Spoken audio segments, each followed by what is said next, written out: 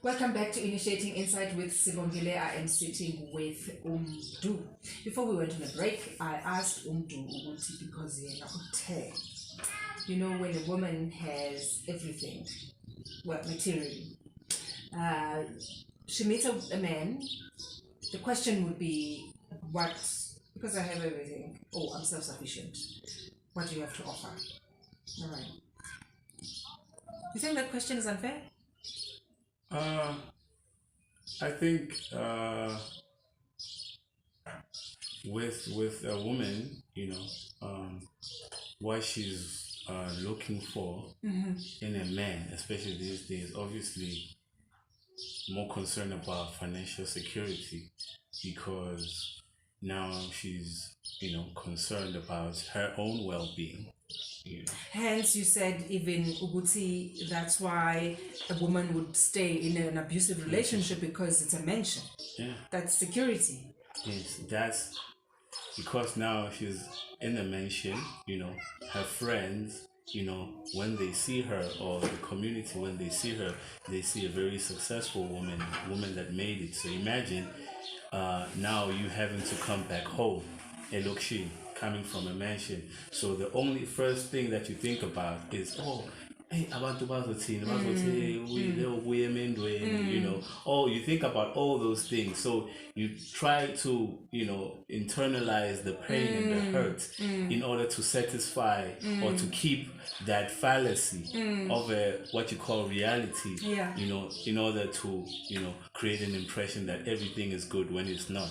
But you're the one that suffers at the end of the day. Again, this stems from the idea that has been cultured into society, into us, even both black men and women. Yeah. That a man is a provider. Yeah. So if mina is provider, when I was a provider in, or is it possible that this provider was not properly taught, educated, explained? Yes. When we say a man is a provider, but it was mentioned. You must have a land, you must have home, you must have cows, you must have this and that. Yes. Is there anything else that speaks to that other than just material things? Yes. Well, the 5%ers preach that the first instinct of existence is knowledge, which is brought forth by the woman. You know, the second instinct is wisdom, because with knowledge comes wisdom. Then the third instinct is understanding, which is now the child. You know, the woman brings the knowledge, the man brings the wisdom, and then through the knowledge and wisdom comes understanding. So now the man is providing wisdom based on what the woman, the knowledge she is bringing forth, because the woman is the first teacher of the child. That's why the schools are called alma mater, which in Latin means the other mother. You know, so and that's very important when you understand what a woman is supposed to represent. So coming with wisdom, you know, that's why this age is a very feminine age. You know, is a very female age. Is the age of information, age of computers. There's not really enough wisdom that is brought forth by the men, because that's why even in our society, you know, we seem to be all over the place, because we don't have men providing guidance, providing direction, providing wisdom to the society, to the family. When you have a family, in our family, we knew it's okay, umama sometimes unokufihla ezinye izinto ozenzayo angatsheli ubaba, because you know the father would provide the necessary discipline and the direction of which now oboyithathile now uzokufaka endleleni. You know, those essential things asekho manje, you know, and that's why we seem to be all over the place and not having a direction. You know, we lack vision as a nation. We lack vision as families. That's why we don't even understand our mission. So, because as soon as you have a vision, then you would put forth a mission in order to realize your vision there. So what is, they say we should go to school. All of us. Most of our kids are in school. I went through the same thing, primary, high school, varsity, everything. Say, no, you're gonna, live well. You're gonna be successful. Yeah, you're gonna be successful. Go get the key to success. Okay. Yes. Yeah. But now, what are we succeeding? Because when you talk about being successful, is actually handing over something to the next generation. That is the true definition of success. Oh, wow. That's why in law they have something called law of succession, which deals with will, which deals, passing on something. So what are we passing on to the next generation so that we say we have succeeded? Because we do not have something to succeed. So we're working, we have jobs, we're trying to, secure jobs, but you cannot succeed a job, because whatever wealth that you are accumulating, all your efforts goes to somebody else's, and then loyo muntu loyo omsebenzelayo is gonna succeed, obviously. Because it's their business. When you pass on and leave this earth, you go with everything. You can't live. You can't say ngumamako ngithi mntu bengi accountant laphana ngithi mntu woza ke manje. Doesn't work that way. But if I have an accounting firm, then mntu makahamba ngihambe uyazi ukuthi mntu then takes. Yes. So that it is. And when you look at us from back in the day, umfana, would spend more time with his father out there in the field. We teach him about different plants, different animals, and how to make fire, how to hunt, and how to do all those things, and the woman will stay home with the mother to say, okay, Ubaba Masekazana, this is how we prepare a meal, this is how we make our house clean, this is how we do different things, this is how you sew a dress, this is how you do this. So now all of those things are gone because Ubaba gekho uyosebenza, no mama na uyosebenza, abantwana basesikolweni, and then they come back later on, siyadla, and then everybody goes to sleep. There is no time, like quality family time, to provide the knowledge that the mother should be bringing and the wisdom that the father should be bringing. So that's why our kids lack the understanding of where to go and what is expected of them in this lifetime. I was speaking about building communities with alternative systems. And in one of the communities, when we were going around doing a human rights campaign, Amanda, and I said, but that's not true. Amanda say away because if you say Amanda away to, why are we poor? Why are we struggling? Why are we not able to make fire when there's no ESCOM? Why are we not able to have water when water decided you understand? So it's not true. This thing Amanda away to is just a song. A song that has no meaning whatsoever to a black person. And so the electricity, the microwaves, the electric kettles and whatever, they have done what? Substituted in what I call bulldozer. Okay. That stove. Yeah. Yeah. Ubani konje bekanele ngoma le stove samalahle. Anyway, si replace leso stove samalahle. Mbongeni ngema. Yes, mbongeni ngema. All those things, stove, ikedlele, they've replaced that one thing. You got all those things from that one thing. Newoma ikhona lapho, ihita ikhona lapho, nan konke lapho kukhona. And so when we then that has replaced it.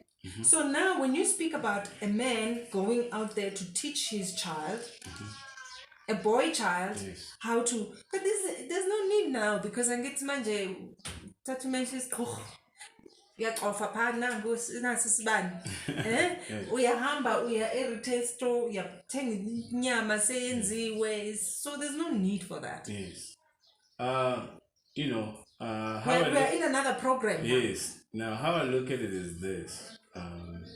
Most of the things that we see as making our lives easier, you know, have sort of suppressed other functions of our brain, because it has suppressed functions of our brain, you know.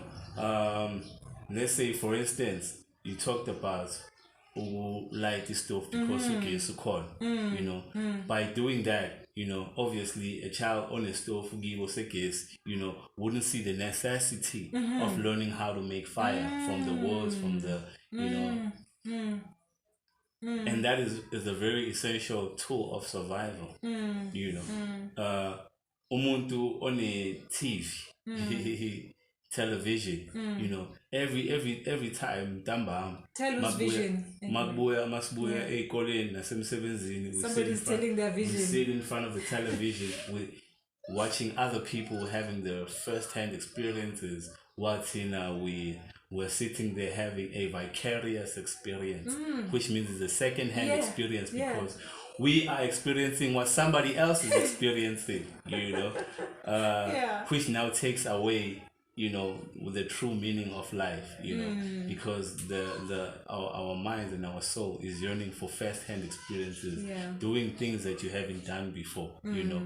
Hence I say going out into, you know, into the woods, you know, learning how to make fire, learning how to hunt, you know, learning how to make a trap, you know, when you're hunting, learning how to make a weapon, because it's necessary, you know, for your survival. But we don't do that. We sit in front of a television with 300 different channels, and we, you know, switch through one to the other. And we are sure we have arrived by having such 300 channels.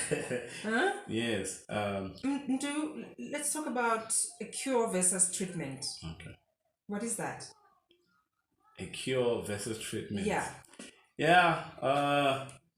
Which is basically the standard to which, you know, we go about, or we have normalized in this lifetime. When you talk about science, right? When you talk about science, of what they call science today, the pharmaceutical companies, you know, they provide no cure. You know, we have what they call chronic illnesses. You know, when you talk about HIV, AIDS, you talk about diabetes, you talk about leukemia, you talk about epilepsy, you know, all those things. They say no, there is no cure for that. Yet they provide a means for you to live with it longer. You know, because I'll tell you why. It's because they have no desire to cure you, because as soon as they cure you, they lose a customer. So they would rather give you something that makes you live with the illness for long, because you keep going back. That. You keep going back to take that. So it's not necessarily that we can't, I mean, now we're flying people in and out of space, but we cannot provide a cure for HIV and AIDS. You know, but we'll buy a bulk, spend billions, because Department of Health, more the budgets of the year, what they call a budget, then health is number one priority. And when you find bill of health, HIV and AIDS treatment is at the, you know, right there treatment, at the top. Not cure. Yeah, they say HIV treatment is right there. So we're spending billions and billions on treatment, yet we don't want to spend those billions in actually finding a cure, because there is no desire for those people, you know, to find a cure in order to heal our people, but they will treat them with the ARVs, and you know, even with diabetes, you know, they will make you live with injecting yourself, you know, every single day, other than providing, you know, a cure for you to. You spoke about in one of our conversations. When we speak about a strong woman, you seem to not like the term strong woman. Why is that? Um, I want our viewers to hear it from him himself. a wise man once said, "The black man is the only man in the world that calls their women strong and their cars beautiful." Angizwanga mntu uthini? The black man is the only man in the world that calls their women strong and their cars beautiful. Say you're strong, sister. Day. And when you look at it, yeah, man, when a man says a woman is strong, or when somebody says a woman is strong, that means she had to put up with something that a man created for her. A struggle that a man created. When you say a woman was strong because she was in an abusive relationship and she made it through, now she is strong because she took all of that. Oh my goodness. What's too strong because she had to raise kids on her own. They say, oh, my mother is strong because our father left us with nothing, so our mother had to step up. So this is not necessarily a compliment, is it? Yeah, it is not a compliment, unfortunately, and it has made to be a compliment. But when you look at it from a broader, from a holistic perspective, you see it. We see, hey, it's really because beautiful. Woman is strong. Yes. Yes, and it said, German. That's why a police officer would shoot your woman but won't shoot your car because it will feel something on you. But anyway, that's a conversation for another day. But these are the type of things that we need solely to look at and really understand the meaning of those things in order to change our mindset and how we behave and how we relate to each other, because so many strong women women are striving to be called strong, which means Mbogoto, she can take when they call you Mbogoto, it means Mbogoto is the religion, the strong is able to withstand that. So that what is it necessary for equity parts? Why is it necessary for you to go through all that struggle in order for you to to be dubbed as strong? Because a woman, physically, emotionally, mentally is not built to be strong. I'm feeling vulnerable, blind. Strong. I'm correct. Yeah, that's what. Yes. A woman is not built to be strong. I'm correct. Yeah, I see. A woman is built, to offer, to be, very sensitive. That's why a man would get a cut, from a knife or sebenza or a scratch, and they be like, and then also sulikas. But with the woman, because she's more in tune with her body, and her emotions, she'd be like, and she'll cry over it for some time, because like make a fuss of it. Yes, for because days. instinctively she is not built to withstand, such pain. She is not built to be strong. That's why a man is more capable of handling stress, but a woman is not, because a woman is born with all the babies that she will potentially have. So having babies through a stressful woman, you are bringing forth stressed babies.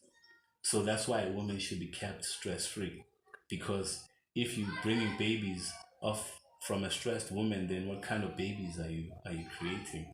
That's why our babies today, they're built with a lot of fear, and a lot of anxiety, a lot of stress. That's why when teenagers, they find enough for them to commit suicide because of that, fear, because of that anxiety that they were born with. We're thinking, maybe it's some situation, a creative mind, or maybe we'll fail the school, and no, it goes back. Tell us about that program of the slave masters putting a pregnant woman in the cow. Yes. Or is it a horse? Yes. And then they drag that, so that by the time she gives birth, because of the trauma that, and speaking of trauma response as well, you will add on to that, right? Before we can close. And because of that, then it's as a result, manje, as you are saying, it comes from way back. Yeah. So one question that I asked myself is,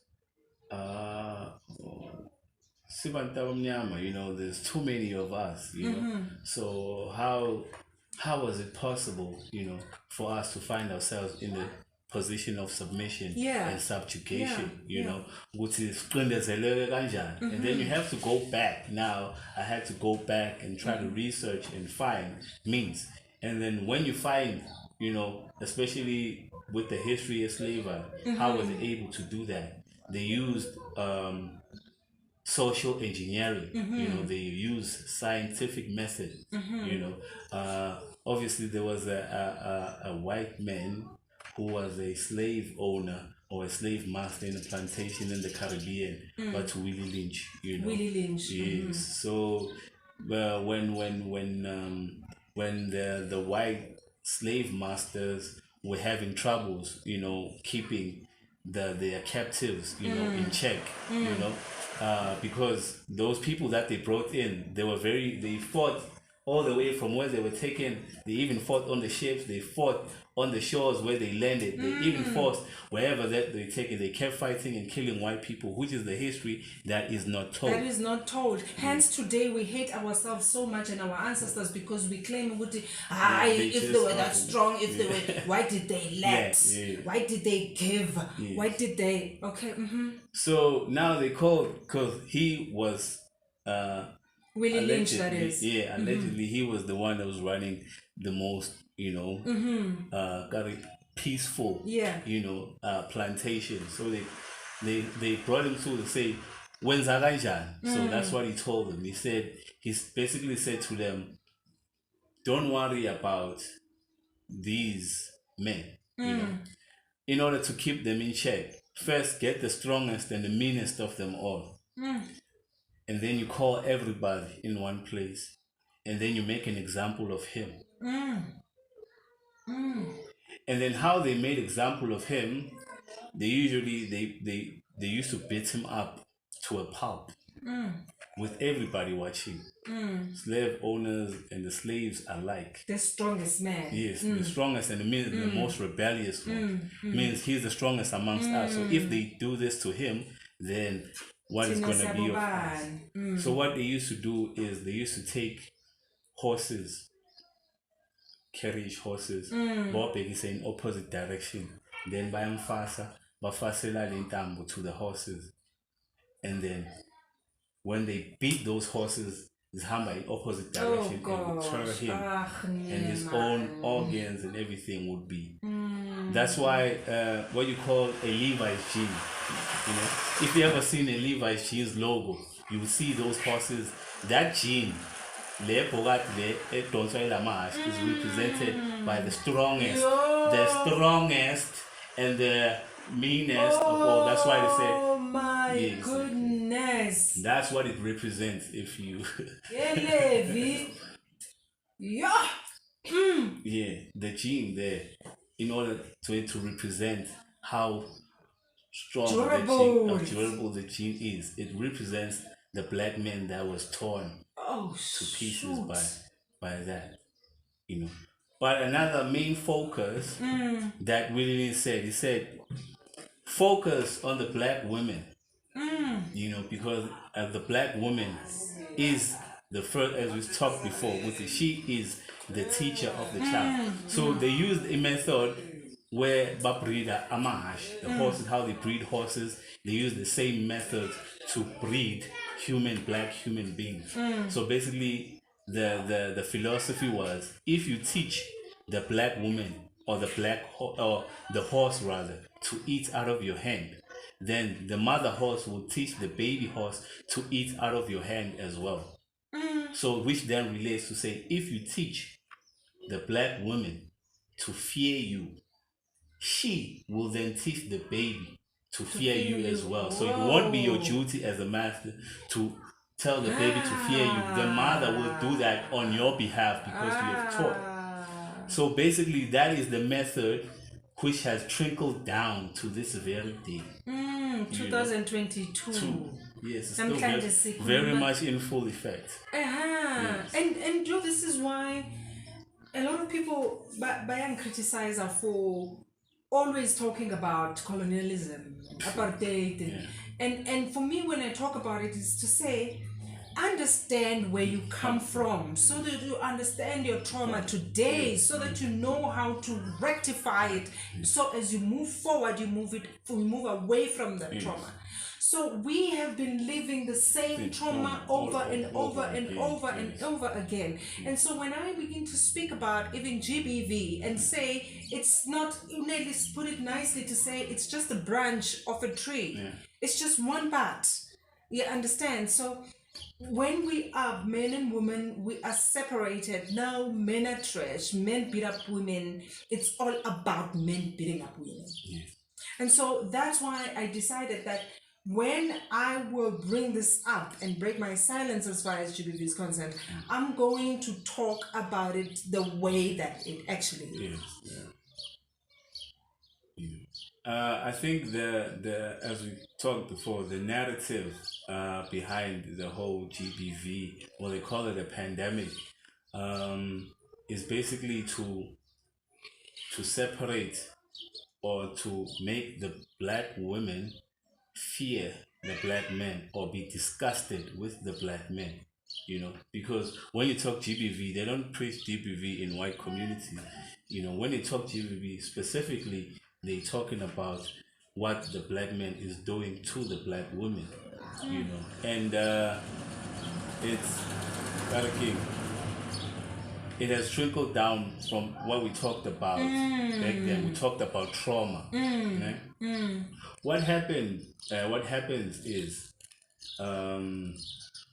in our what you call DNA, the DNA is so strong to the fact that it's allow or it says what is able to withstand each and every situation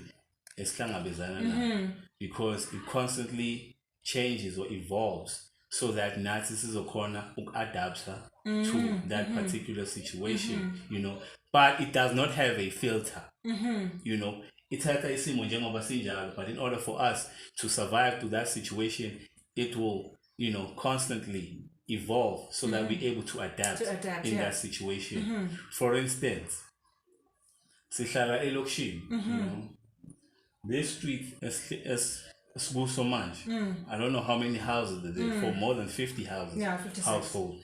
But when you look at more than 50 families are here, but neplas lomlung aliko, so they've put us, many of us, in a very compact, and concentrated small area, in order for us to compete for the limited resources, that this small area has to provide. So now this is an abnormal situation, but because of our DNA, we are able to adapt and normalize it. That's why now it's normal for us to be, here. But even at the back of our mind, that's why we say we love the hood, but we want to do everything that we can to get out of the hood, because we understand what it instinctively. This is an abnormal situation. We have run out of time. Can you believe it? We have run out of time. Thank you so much. We have run out of time. This is all we had for you today. Until next time, please take care of yourself, and we thank Unelisiwe for borrowing us her studio again, the Cossen studio. Mdu, thank you so much. You've been great. Thank you for having me. We'll see you again next time. Most definitely. Sharp. Goodbye. Ubavele bakhohle angeke basakuthola, zowele khulu ukuthi ungeke usathola, nalaba kuzondayo angeke basakhola, zokhibeza ibhanoyi angeke basakubona. Let's relocate, oh baby, let's relocate. This place is full of bad vibe cause there's too much hate. Abafuna ukubona into enhle, abafuna ukubona into enhle. Kudala bedlala ngawo, kudala bedlala ngawo, bekuthemba isiZulu nomhlaba bejikela umhlaba uyahlaba amawuthi uyahlala basuke